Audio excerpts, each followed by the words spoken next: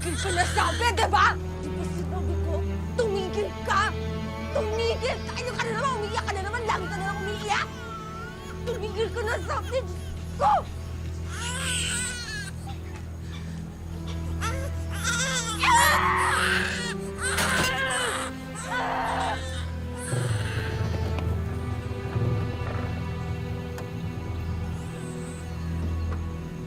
Mary?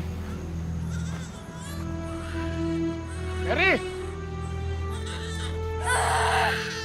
Mary! Tumigil ka na! Ano yung ginagawa mo? Diyos ko, Mary. Papatayin mo ba yung anak mo?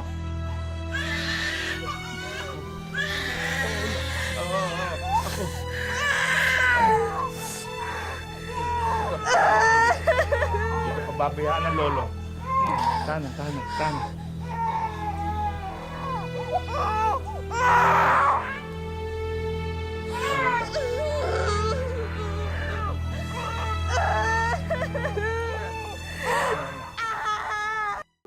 Mahirap daw maging isang tunay na magulang.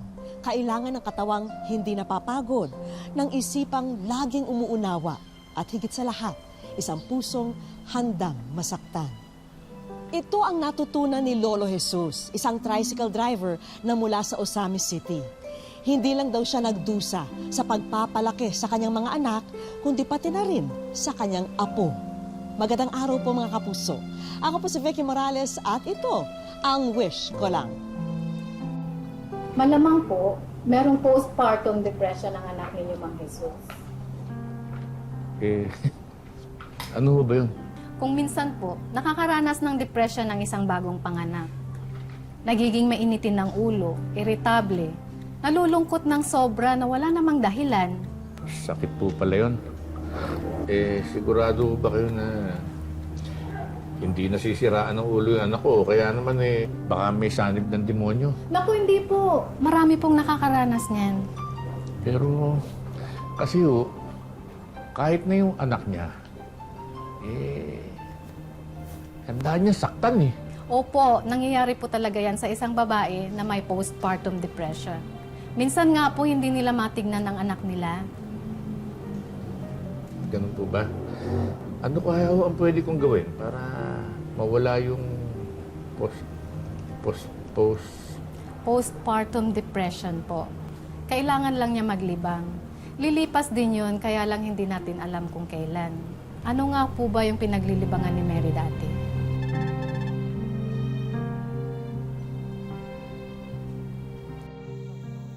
Saan kayo, miss? Gandang umaga ho, Manong. Gandang umaga. Doon ho kayo sumakay sa nasa unahan. Nakapila ho kami. Sa inyo ko gusto sumakay. Ako, hindi ho pwede. Magagalit ho sila. Yung mga nasa unahan.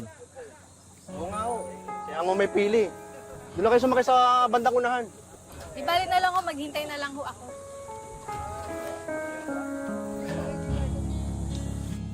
At talaga gawin mo, Manong, ha? Kung ayaw katanta ng mga pasahero mo, ha? Hoy! Ano sinasabi mong gayuma dyan? Kay Manong ko gustong sumakay. Hindi siya kagaya mong bastos. Hindi rin naniningil ng sobra. Sige na nga ho, isa kanya na to. Baka mampas naman ako ng payong nito, eh. Okay lang ba sa inyo? Okay na ho. Bakit nyo na yan? Yeah.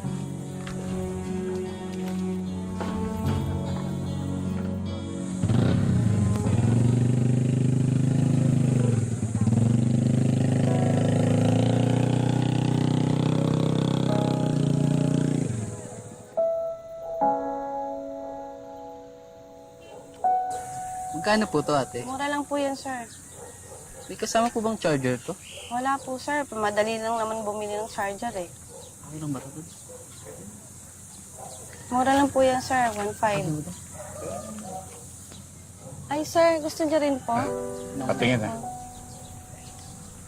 Mura lang po. Ito. Ito po.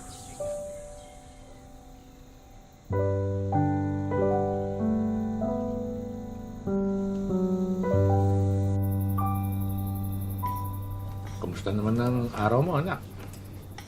May balita ka pa ba dun sa mga kaibigan mo ng high school, yung sina Elena ba yun?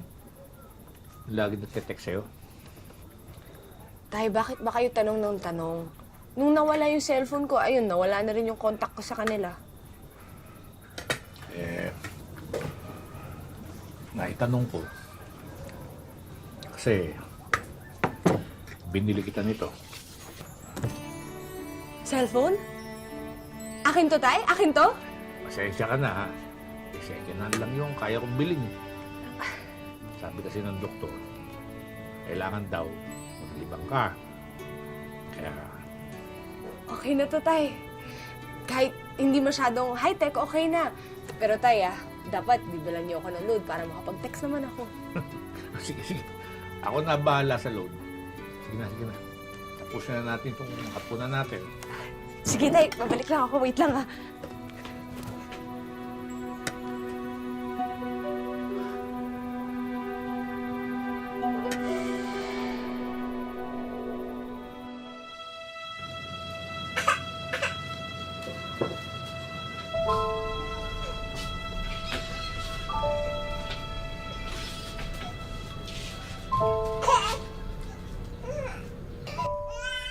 Ano ka ba naman, Mary? Hindi mo man lang mapalitan ng diaper yung sa Angelito. Abay, naliligo na sa ihi niya yung bata. Sana malunod na yan sa ipin niya, no? Abay, sumusobra ka na, ha?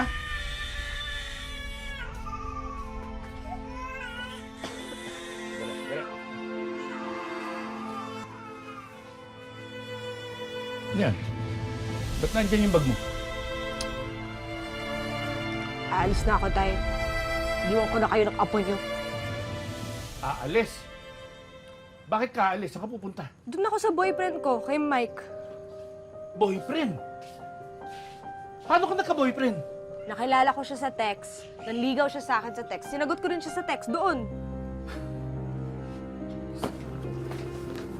Teka. Sasama ka sa lalaki na sa telepono mo lang nakilala? Mas okay na yun kaysa mabulok ako dito sa bahay niyo. Paano yung anak mo? Ay, hindi pa ba halata? Ayoko dyan sa batang yan. Hindi ko ginusto yan. Hindi rin naman niya ginustong isilang mo siya. Ikaw ang may gawa nun. Kaya hindi siya ang dapat magdusa dahil diyan sa maling desisyon mo. Tay, wala na akong oras para makipagtalo sa inyo. Magsama kayo ng apo niyo. Teka. Uy, bumalik ka nga rito! Mary! Mary! Mary, ano ba? Mary! Bahala na kayo dyan sa apo niyo.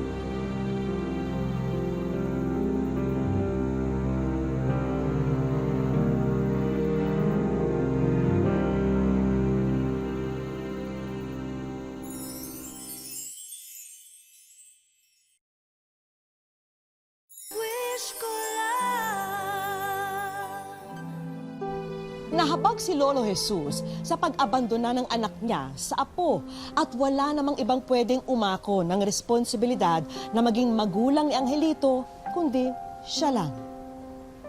Dali lang.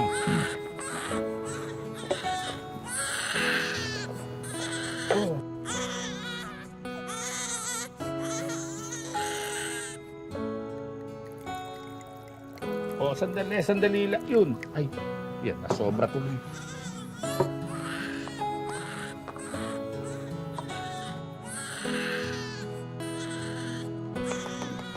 Okay na, okay. Okay. Okay na, okay. Yan. Okay. Yan. Ito na. Yun na. Oh. Yan. Dahil abala si Lolo Jesus sa pag-aalaga sa kanyang apo, hindi na siya makapasada. At kung walang kita, hindi niya mabibili ang mga pangangailangan ni Angelito.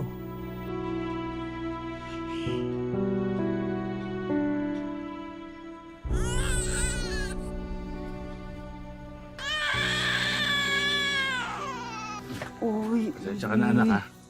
Pero hindi ko talaga kayang alagaan yung pamangkin mo, eh. Saka hindi rin ako makabiyahe dahil sa kanya, kaya hindi ko rin mabibili yung mga pangangailangan niya. Wala naman pong problema doon, Tay. Pamangkin ko naman po itong si Angelito. Kaya lang, Tay, alam niyo naman po magsasaka lang ako. Wala po akong may bibigay na magandang buhay sa kanya. Papadala naman ako ng pambili ng gatas at saka diaper niya. Para hindi mo nalalahanin yung gastusin. Hindi lang yun, Tay. Nag-aaral na rin po yung mga anak namin ni Rosa. At isa pa, parehas po kami naghahanap buhay. Kaya wala rin pong magbabantay para alagaan tong si Angelito. Siguro naman mas magiging maayos yung buhay niya dito kaysa sa akin. Hindi ko naman siya pwedeng isama doon sa pagpasada ko. Sige po, ako na lang pong bahala sa kanya. Apo, pasensya ka na ha. Hindi kita talaga kayang alagaan eh. Sinubukan ko. Ginawa ko na lahat pero parin mo ko ato ha. Dito ka muna. Sige na, sige na. Huwag na niya. Tama. Papasada pa ako ha. Sige, Tay. Ingat po kayo. Tama na po. Tama na.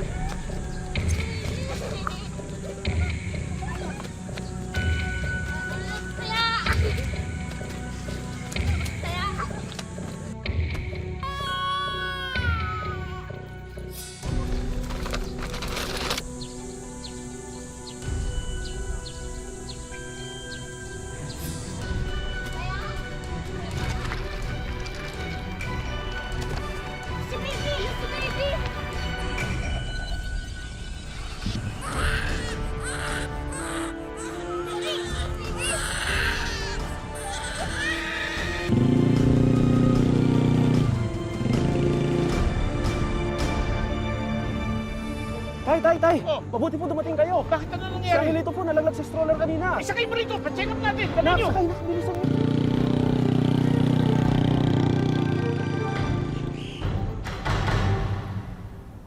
Mang Jesus, Opo, Dok.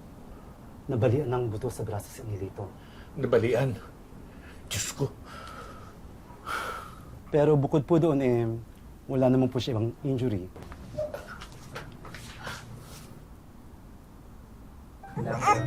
Mula ngayon, ako na magbabantay sa'yo, Angelito.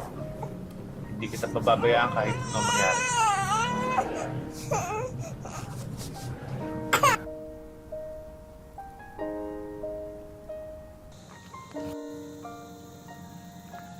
Kasama ka sa biyahe ni Lolo, ha? Teka na! Teka na po, dito ka. Natin. Ups! Yan. Yan. Yan ang baby. Okay.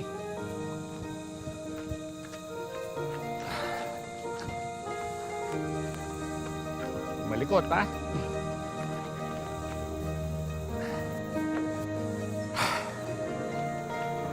Natin ito kakasin ni Lolo, ha? Yan. Kita mo, ha?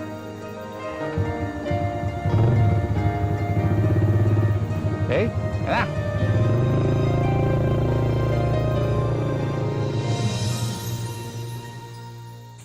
Parang matumal ngayon. Oo nga eh. Pasahero eh.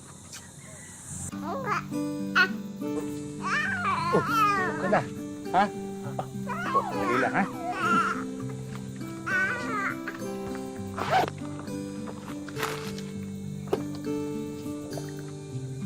Tumahan na. Yeah. Ha? Dede? Yun. Mang Jesus, nangingilam ako, no? Ah. Pero bakit hindi nyo ibigay sa DSWD yung apo mo? Kakasakit lang niya dito. Mahirapan yan. Mainit. Mausok tsaka maingay. Dali. Naisip ko na rin yun.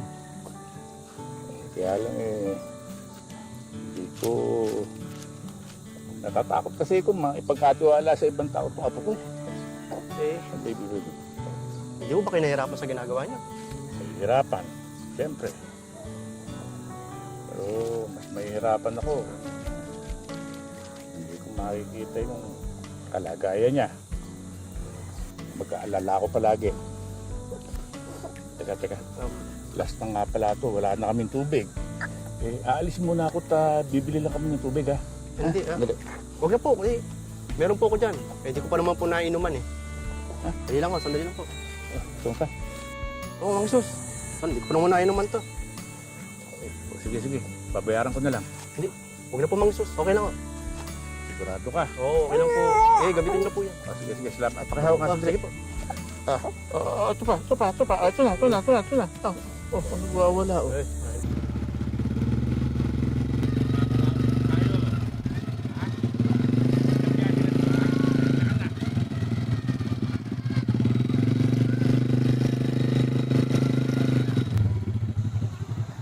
Wala po?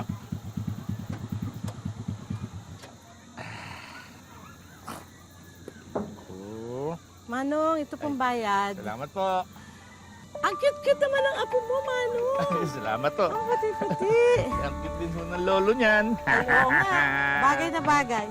Manong, ito po. Ito po para sa bata. Tanggapin ka na po, Manong. Sige na po. Okay lang ho, okay lang. Salamat po. Napaka-cute po talaga niya. Cute din ho yung lolo eh. Opo nga. Kamukha niya talaga. Salamat po. Okay, Ito na salamat marami. po, Manong. Huwag ka na umiyak. Angelito ho pangalan niya. Ay, Angelito. Bye-bye. Angelito, bye. Thank you. Bye-bye. Salamat po. Huwag ka na umiyak. Huwag ka na umiyak. May pambili na tayo ng gatas mo. Ha? Pwede na tayong di bumiyahe. O, taya. Alis na tayo.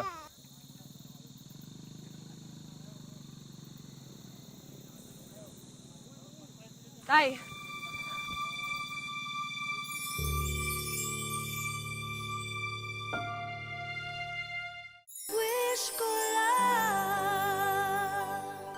Tay,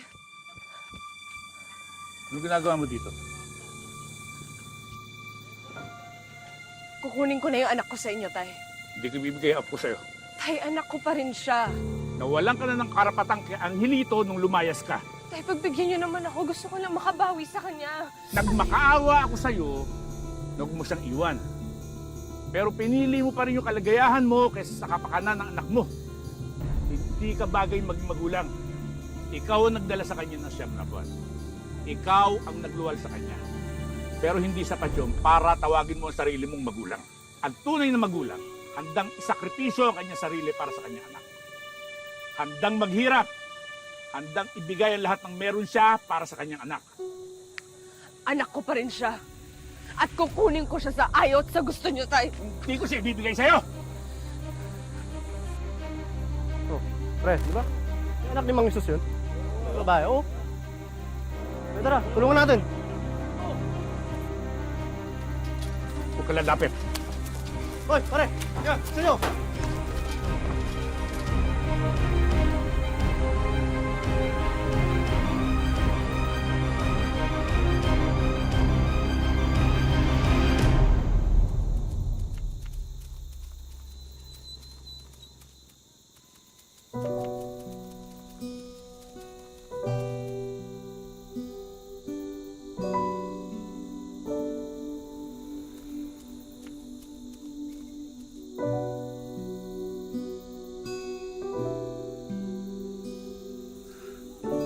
Salamat sa inyo.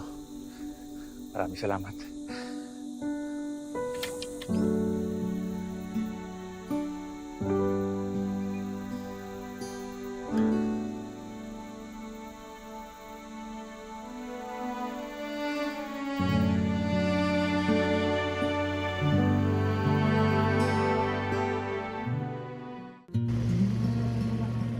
Sa bayan ng Osamis, patuloy ang pagharurot ni na Lolo Jesus at Angelito. Ang tricycle ng matanda, pangalawang tahanan na ng kanyang apo. Hindi na kasi mabilang ang mga pagkakataon na dito mismo sa tricycle ipinaghele at nahimbing sa pagtulog ang kanyang apo. Bagamat may pangamba ang bawat biyahe, walang ibang maisip na paraan si Lolo Jesus. Sa akin, parang mahirap pero maraming natutuwa kasi nakakita nila yung motor tumatakbo na may duyan. Tulad nito. Yan, may laman ng bata. Sabi ko sa kanila, ang Panginoon na lang po ang bahala sa amin. Mahalaga kasi ang bawat pasada ni Lolo Jesus. Dito kasi nakasalalay kung matutulog sila sa gabi na busog o kaya naman ay kumakalam ang sikmura. Ang hirap talaga kapag hindi itong wagwag, itong nasakyan ko. Wala akong pambiling gatas. Hindi ako nakapamasada.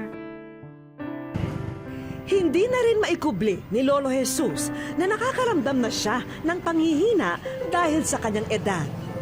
Kaya hindi malayong dumating ang araw na hindi na rin niya maaruga ang pinakamamahal na apo. Sa ngayon, tila sinusulit ni Lolo Jesus ang bawat sandali ng pagsasama nila ng kanyang apo. Isang paraan niya raw ito para pansamantalang makalimutan ang kanyang pagod at panghihina. Babang bato! Babang bato! Babang bato! Magtatatlong taon pa lamang si Angelito, samantalang si Lolo Jesus naman magsisitenta na ngayong taon. Kung ang interview na ito ang maging tanging paraan para makilala siya ng lubos ni Angelito balang araw, nais niya raw lubusin na sana ang pagkakataon. Huwag mong kalimutan.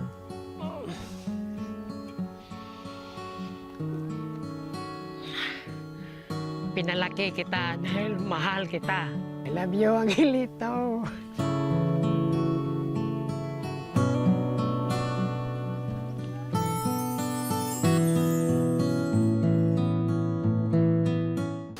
Lolo Jesus, maraming salamat sa pag-alaga mo sa akin, ay. Dahil mo dyan, ikaw ay nasa wish ko lang. Wish ko lang.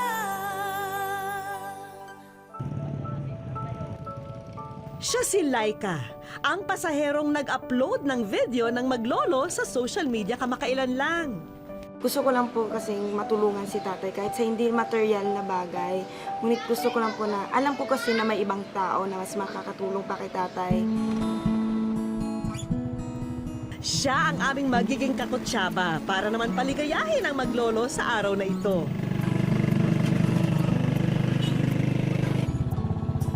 Pero kailangan, maihatid muna nila sa room 10 ang kahon ni Laika. Tay, samahan mo ko sa room 10. Room 10 po. Ah, sige. Sige po. Baba tayo. Doon lamang napansin ni Lolo Jesus na sa kanya nakapangalan ang kahon. Para sa iyo, Jesus. Ha? Para sa akin ho. Lolo Jesus, maraming salamat sa pag-alaga mo sa akin, ay. Meron pa na. Dahil mo dyan, ikaw ay nasa wish ko lang. Doon din nakita ni Lolo Jesus ang kauna-unahang larawan nilang maglolo na naka-frame. Ang ilito pala to. Para naman kay Laika, sapat na raw sa kanya ang mapansin ng ibang tao ang post niya sa social media. Iba yung sacrifice niya bilang lolo. Kasi hindi naman po lahat ng lolo ganito. Na-touch lang po ako kasi yung sacrifices niya ay para lahat yun sa kanyang apo. Maraming salamat sa iyo, Karen. Hindi ko na ramdaman kung saan kayo nakasakay sa akin at bumawa. Ayun lang po yung masasabi ko. Bait din. Simula pa lamang ito, Lolo Jesus. Kanina pa kasi naghihintay sa inyo ang mga kaibigan natin mula sa munisipyo ng Osamis para sa sangkatutak na regalo. On behalf sa local government unit of Osamis City, may certificate ko na ibibigay sa to certify na si Angelito ay pwede nang mag-enroll sa Child Development Center. Salamat po. Maraming salamat po. Malaga po ito para sa apo ko. Ang tulong na to. Kaya maraming salamat.